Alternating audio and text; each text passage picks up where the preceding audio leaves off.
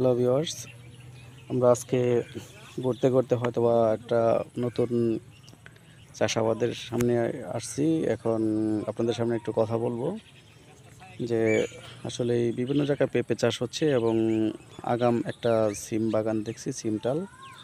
আর সিমটা হচ্ছে আসলে যদিও মৌসুম ফসল শীতের সময়, তারপরেও আগাম একটা বাগান দেখতে পারতেছি যে কি পরিমাণ ফুল আসছে দেখেন। শেষ পর্যন্ত আসলে অনেকটাই ফুল কেমন আসছে। আর এই যে আগাম যে সিম যাত্রা করছে, বাগান করছে, এই কারণে দেখা যাচ্ছে যে এখানে আরেকটা জিনিস করণীয় হচ্ছে যে প্রথমে আমাদের খেয়াল রাখতে হবে যে আসলে ভালো বীজ এবং ভালো জাতের বীজ এবং ভালো কোম্পানি দেখে আমরা আগে বীজটা সংগ্রহ করব। কারণ আমরা জানি যে আসলে বীজ ভালো থাকলে তাহলে দেখা যায় গাছ ভালো হয় বা ফল ভালো হয়। দেখেন মোটামুটি কি পর্যায়ে একটা যে জুফর এবং অনেকটাই ফুল ধরছে। তো এখন আমরা ভালোভাবে বীজটা দেখা যায় সংগ্রহ করার পর তারপরে ভালো জাতের বীজ দেখে আমরা যখন লাগাবো তখন চিন্তা ভাবনা করবো যে যখন এই আগাম যেহেতু এটার মধ্যে একটু রিস্কটা বেশি থাকে, আর এই রিস্কটা থাকে সেই কারণে দেখা যায় কী কী দেওয়া যায়। আর এখন যে এই যে ফুল আসছে, এই ফুলের সামনে এখন কী দেওয়া যায় এটা নিয়ে একটু আলোচনা করবো যে কীভাবে ফুল ফল বৃদ্ধি করা যায় এবং ফলনটা বাড়ানো যায়, এটা নিয়ে এখন একটু আলোচনা।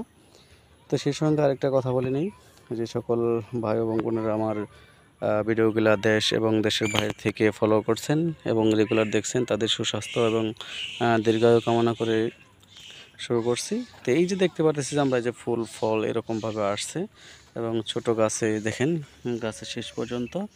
তো এই যে যে ফুল ফলটা আসছে, এই যে ফুল ফলগুলোতে এখন কি করতে হবে, এটার মধ্যে আমরা একটা জিনিস খেয়াল রাখবো যে এখন খাবারের প্রয়োজন।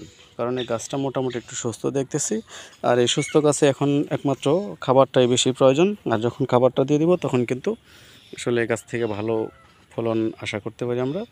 আর সেই সাথে আমরা এখন করব কি, আমরা একটা জিনিস বলি যে এই যে যে গাছগুলো আমরা দেখতেছি ফুলগুলো ফলগুলো, এখন এটা যদি সুস্থ থাকে তাহলে সিমগুলো সুস্থ আসবে এবং সিমগুলো যদিও সুন্দর কালার থাকে তাহলে কিন্তু সিমগুলো টানবে বেশি এবং প্রফিট পাবো বেশি। এই যে সিম সুন্দর করা এবং দেখা যাচ্ছে যে ফুল ফল বেশি আসা এবং টিকানো, এটা নিয়ে এখন মাটিতে কিছু অনুখাদ্য দিতে হবে। আমি এর আগে অনেক ভিডিওতে অনুখাদ্যর কথা বলেছি।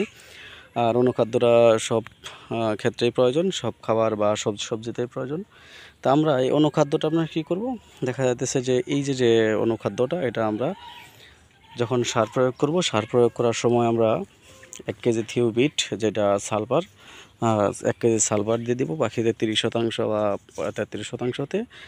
আর একটা জিনিস দেবো যে জিঙ্ক, যেটা দস্তা গ্রোজিং, গ্রোজিংটা দিয়ে দেবো আমরা 1 কেজি। আর একটা জিনিস হচ্ছে যে আমরা ম্যাগনেসিয়ামটা দিয়ে দিব। আর ম্যাগনেসিয়ামটা দিলে কী হবে, ফুল ফলটা একটু বেশি থাকবে এবং গাছটা ভালো থাকবে। গাছটায় যে এরকম দুপুর টাইমে কিছু ডাউরে যায় এটা থাকবে না, এটা দিয়ে দিব। আর একটা জিনিস হচ্ছে যে আমরা ফুল ফলটা গঠন সুন্দর করার জন্য বা পুষ্ট করার জন্য আমরা দিব বোরন, যেটা তো আমরা বোরনের মধ্যে আসলে সাজেস্ট করব আপনাদেরকে যে জিনিসটা, সেটা হচ্ছে বিঙ্গ বোরনটাই। আর বিঙ্গ বোরনটা দিলে দেখা যায় যে আরও বেশি ফল পাওয়া যায়।